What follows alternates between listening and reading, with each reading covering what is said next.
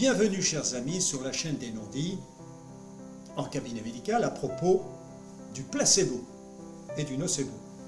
Sujet passionnant, comme vous allez le voir, il est complexe. Il s'agit du rapport entre le psychisme du patient, son mental, son inconscient et son cerveau. Mensonge, vous allez me dire, vous médecin. Vous mentez en donnant un médicament, un faux médicament ou quelque chose qui n'est pas un médicament, en le faisant croire au patient. Ah. Et puis vous allez à l'encontre du code de déontologie. Vous allez à l'encontre de l'éthique médicale. Eh bien, c'est vrai, je suis juge et partie. Je suis dans la profession depuis 50 ans. Effectivement, j'avoue, j'ai prescrit le placebo. Mais, vous allez voir, peut-être que vous jugerez que je ne suis pas un menteur et que votre médecin non plus n'est pas un menteur. Nous allons faire appel notamment à la neuroscience, quelque part. Eh bien, je vous invite sur le sujet. Longtemps ont prévalu les idées fausses sur le fameux placebo. Durant les 20 dernières années, les revues scientifiques, médicales, ont invalidé ces idées fausses.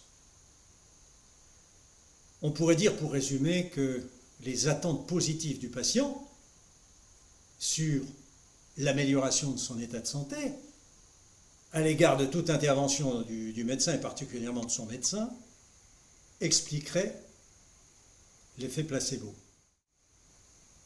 Comment d'abord est établie l'efficacité d'un médicament? Je n'évoquerai pas la tolérance, simplement l'efficacité. Il existe des institutions publiques, dont l'une, l'Agence nationale de sécurité du médicament et des produits de santé, qui intervient pour autoriser la vente du médicament. Mais bien entendu, le passage obligé, c'est une expertise draconienne aujourd'hui, qui doit être réalisée par le laboratoire pharmaceutique fabriquant le produit, selon des procédures très officielles. Puis, secondairement, une autre institution publique qui s'appelle la Commission de la transparence va, selon le niveau de service médical rendu par ce médicament par rapport à ce qui existe sur le marché pour traiter telle ou telle maladie, cette commission de la transparence va lui attribuer un prix, sera d'accord pour un prix remboursable par l'assurance maladie, bien entendu. Il est évident que pour faire une expertise, il faut faire des comparaisons. Est-ce que c'est plus efficace ce médicament-là actuellement? Il faut répondre à cette question-là. Quelle est l'efficacité de ce médicament? On peut le comparer au placebo. On peut le comparer aussi à un autre médicament qui existe pour l'affection. On va faire un petit historique. C'est en 1960 que le Congrès américain a approuvé un amendement exigeant que les entreprises pharmaceutiques prouvent que tout nouveau médicament soit sûr, sécurité, mais aussi efficace. D'où l'obligation de cette comparaison à un placebo ou à un autre médicament. Le renommé New England Journal of Medicine a reconnu, après 50 ans d'essais, la procédure, la validité des tests d'expertise. Alors, qu'est-ce que le placebo? Ça peut être une procédure médicale, mais le plus souvent et le plus simple, c'est le plus courant. Un comprimé, ça peut être un liquide que l'on avale, ça peut être une injection intramusculaire, intraveineuse. Voilà. Ça peut être une procédure de soins, ça peut être une imagerie, un examen biologique. J'en donnerai d'ailleurs des exemples plus loin pour être concret. En fait, ce mot placebo émane du latin qui veut dire plaire. Il est estimé inactif, c'est-à-dire une forme de poudre de perlimpinpin, vous imaginez bien que l'étude ne se réalise pas que sur quelques patients, l'expertise sera d'autant plus fiable, plus puissante, que dans sa conclusion, que le nombre de patients est important. Pour être concret, prenons l'exemple du traitement de la migraine. L'investigateur, l'organisateur de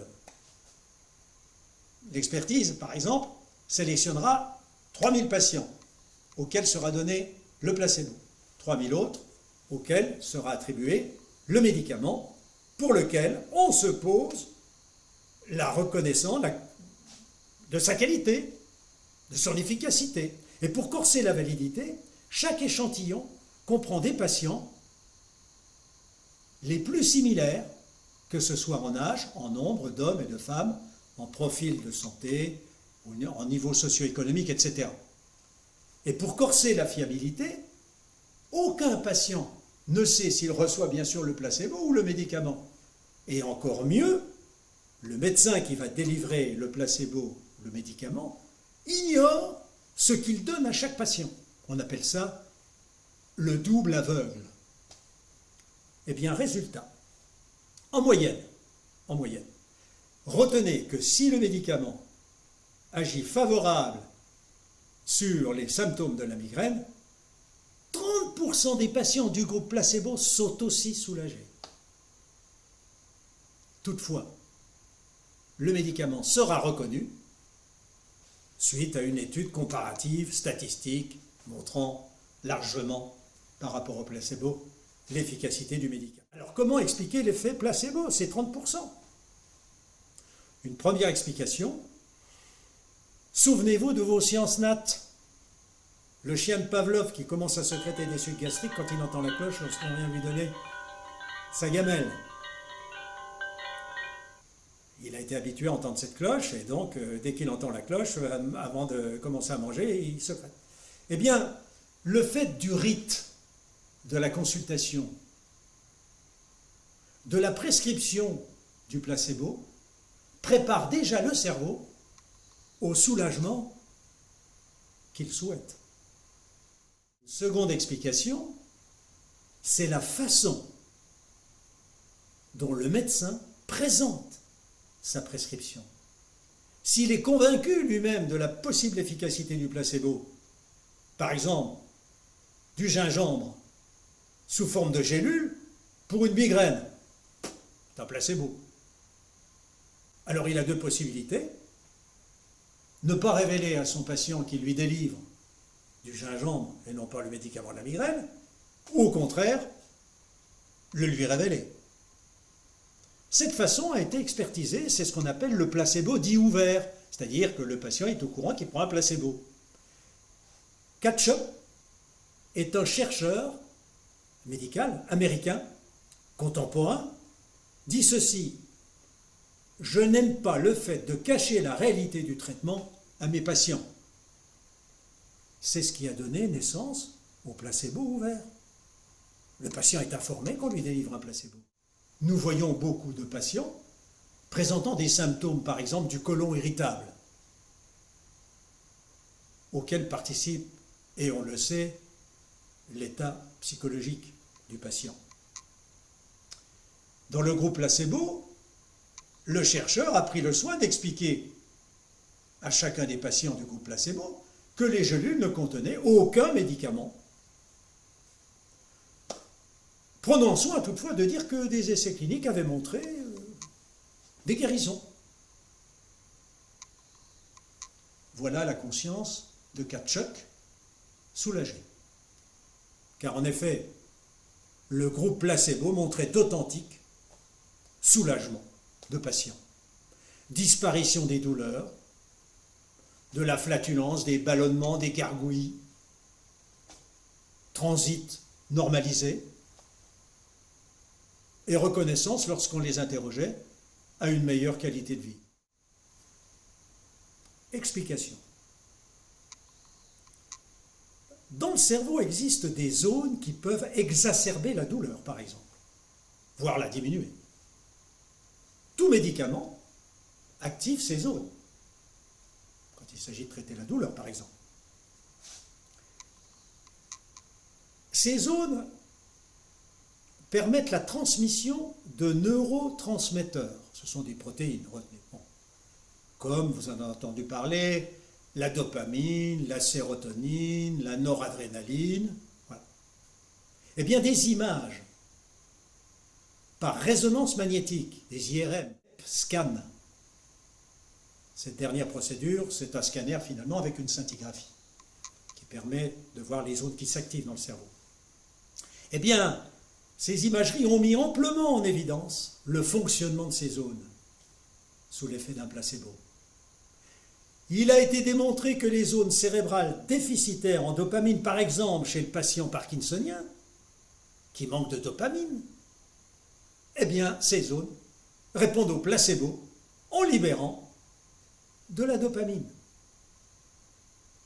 Par ailleurs, et de façon plus courante, il a été objectivé, dans des douleurs chroniques de plus de 6 semaines, on parle de lombalgie chronique au-delà de 6 semaines, hein. Bon. Le placebo peut supprimer le catastrophisme mental de certains patients, frisant la dépression, en les faisant entrer dans un cercle vertueux d'amélioration. Figurez-vous que le National Institutes of Health, qui fait partie du département américain de la santé et des services sociaux, a réalisé une enquête auprès de 850 patients, leur posant cette question. Accepteriez-vous des placebos ouverts? C'est-à-dire, on vous informera que c'est un placebo. Par exemple, lorsque le problème de santé n'est pas dangereux, ou qu'il n'existe pas d'autres bons traitements. Eh bien, 85% ont répondu oui. Alors, je vous entends dire, ce ne sont pas des patients de culture française. Sans aucun doute. Convenez que le terme placebo revêt d'emblée une connotation psychologique. Tout va dépendre de l'information détenue par le patient sur sa maladie. Tout va dépendre de ses états émotionnels, pouvant déclencher la biochimie cérébrale. Alors l'effet placebo a été étudié dans la douleur, dans la dépression,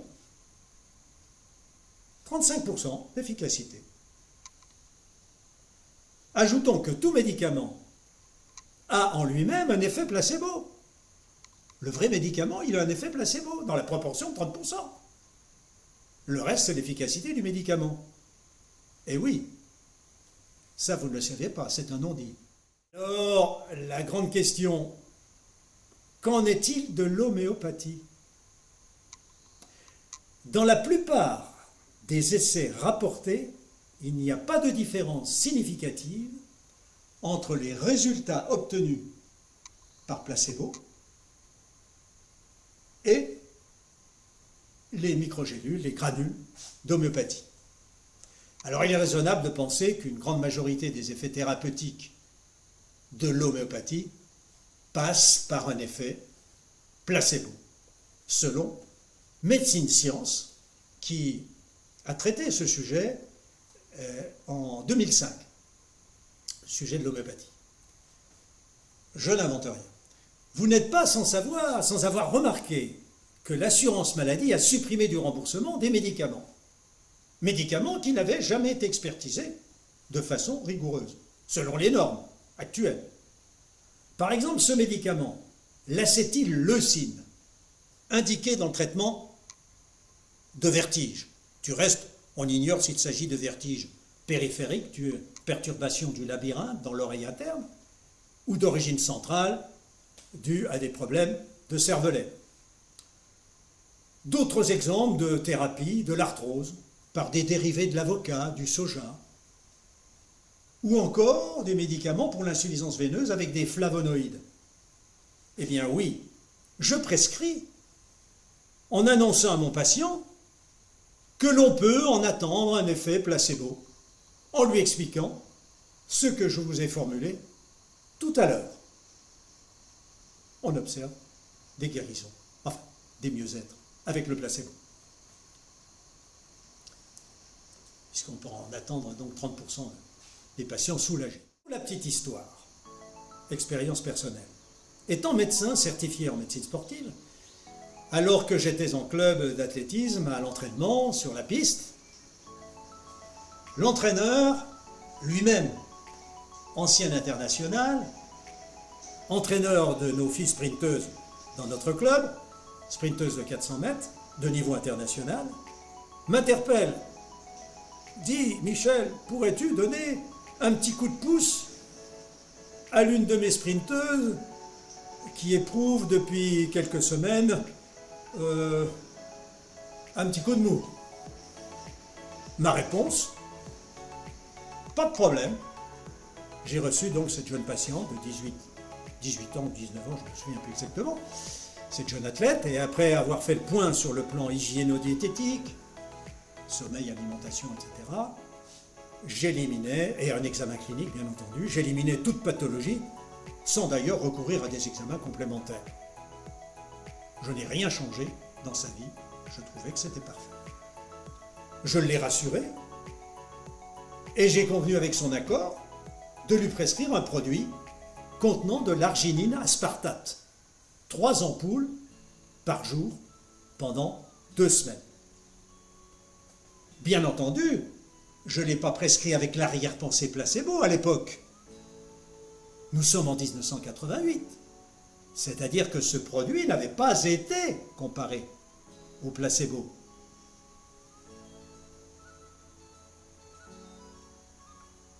Pas d'expertise rigoureuse, comme aujourd'hui pour tout médicament. Et ce médicament était remboursé.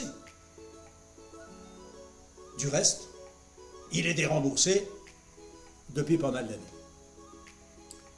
Bien entendu, je reconnais aujourd'hui comme placebo. Si je le prescris, je sais que c'est un placebo. Je peux en informer mon patient. Je croisais mon copain entraîneur 3 semaines plus tard. Il me confirmait que son athlète avait la niaque et que cela se sentait aux entraînements. La relation de confiance à l'égard du médecin de médecine sportive, lui-même compétiteur au sein du club, le remboursement même du médicament, la publicité médiatique éventuelle, à l'époque je ne sais pas s'il y avait une publicité pour ce médicament, je ne le pense pas, mais dans les autres cas, les propres croyances positives du patient, la petite phrase du médecin, j'ai pu observer de beaux succès avec ce médicament dans les gros états de fatigue. Autant de facteurs qui contribuent à l'effet placebo. Je vous avouerai que cette arginine, je l'ai prescrit à l'époque pour des états d'impuissance sexuelle, c'est-à-dire patients n'ayant pas une érection suffisante pour la pénétration vaginale. Patients pour lesquels, bien entendu, j'avais éliminé une cause pathologique organique, une défaillance du corps, cause hormonale, cause circulatoire, et j'en passe. Impuissance dans un contexte psychologique. Vraisemblablement, c'est là que je le prescrivais, état de stress, de conflit conjugal, de perte de confiance en soi, eh bien, dans ce cadre, cela marchait pas mal. Il arrive quelquefois que nous soyons soumis, ou que je sois soumis, à une demande d'examen complémentaire. Allez, parlons toujours de la lombalgie, sujet numéro 1 de consultation. Lombalgie depuis 3 semaines. Docteur, ça ne tourne pas rond. Est-ce une hernie discale? J'ai vu sur Internet que ce peut être une infection ou une tumeur, la colonne vertébrale. En principe, 3 semaines, pas d'imagerie sitôt. Si l'examen du patient ne met pas en évidence de signes cliniques, de pathologies sous-jacentes, type, nous l'avons dit, infection tumorale, compression de la moelle, etc. Alors j'explique bien sûr à mon patient, en l'examinant, que j'élimine telle ou telle pathologie, suivant les gestes que j'opère en l'examinant. C'est alors que face au patient, très anxieux, dont l'anxiété va amplifier inexorablement la douleur, et oui, il m'arrive de prescrire radio, voire scanner ou IRM accompagné d'une biologie. Mais alors, au décours du compte-rendu de ces examens, le patient retrouve sa sérénité, sa douleur s'amende, il se sent rasséréné pour reprendre son job. Constatez que plus il y a d'interférences du psychisme, plus l'effet placebo a sa place. Que ce soit les centres cérébraux de la douleur ou les centres cérébraux dits de la récompense, ces centres secrètent des neurotransmetteurs, tout comme lorsque je prescris un traitement reconnu pour la maladie et dont l'efficacité a été authentifiée par la fameuse expertise. Les images cérébrales fonctionnelles révèlent l'activation de ces zones sous l'effet du placebo, je le rappelle. Quant à l'effet nocebo, qui vient du latin nocere, nuire, source des effets indésirables perçus par le patient avec tout médicament, quasiment. On l'observe après toutes sortes de prescriptions de façon d'autant plus importante que ces effets indésirables sont annoncés par le prescripteur.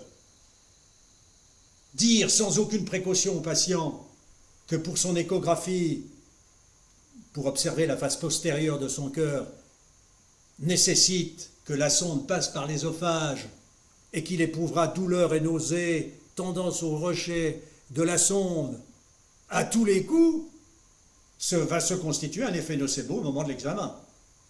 Voilà. Dire sans nuance au patient que le médicament de la famille des triptans pour la migraine, indiqué pour sa migraine et prescrit, s'accompagne fréquemment, selon la fiche que vous trouvez, vous savez, dans la boîte, fiche exhaustive, s'accompagnera peut-être d'étourdissements, de maux de tête, de sensations cutanées, de fourmillement, ou de sensations de chaleur, effet nocebo. Lors des vaccinations contre le Covid-19, 35% des vaccinés, première injection, ont développé des effets nocebo après donc la première injection. Le déballage médiatique sur les rumeurs d'intolérance n'a-t-il pas contribué à l'effet nocebo? Alors vous imaginez bien les abandons de traitement, par exemple dans l'hypertension, dans les affections cardiovasculaires, dans les maladies articulaires inflammatoires, dans la maladie de Parkinson, etc. Et donc les conséquences évolutives. Dans toute boîte de médicaments figurent sur cette fiche tous les effets indésirables, fréquents, assez fréquents, très rares, quand ce n'est pas un cas sur 100 000. Mon attitude fait appel à mon expérience, une information sur les effets fréquents décrits sur la fiche du produit, croisée avec ce que me rapportent le plus fréquemment mes patients. C'est un devoir pour nous médecins et un droit aux patients de savoir. Sinon, nous risquons des interruptions intempestives de traitement. Bien entendu, le malade, en cas d'effet indésirable non signalé par moi-même, peut m'interroger a posteriori, voire consulter la fiche du produit, mais postérieurement à la prise. Ainsi, il évitera bien des effets nocebo. Que peut-on conclure? Et c'est un constat.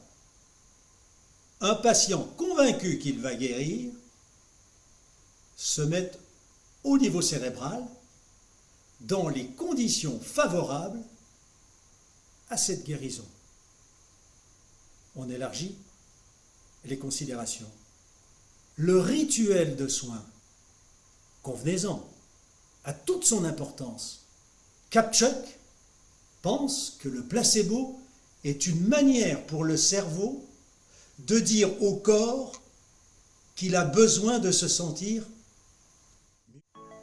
Vous voilà, après ces non-dits en cabinet médical, ouvert à la discussion avec votre toubib, vous voilà, capable de participer vous-même à l'efficacité de toute prescription de soins ou de médicaments. Soyez optimistes. Il nous reste encore à authentifier de plus près, sur le plan biologique, notamment, ce qui se déroule dans le cerveau sous l'influence de l'inconscient. Passionnant, n'est-ce pas? Pour le cadre de notre sujet, j'emprunte à Paracèse, qui était un médecin philosophe allemand, un alchimiste, qui a vécu au XVIe siècle. Je lui emprunte cette pensée. Là où l'esprit souffre, le corps souffre aussi. A contrario, là c'est moi qui vous le dis, quel état d'esprit devons-nous adopter pour un effet placebo? Je vous laisse deviner. Il me reste à vous remercier de votre écoute, encore une fois.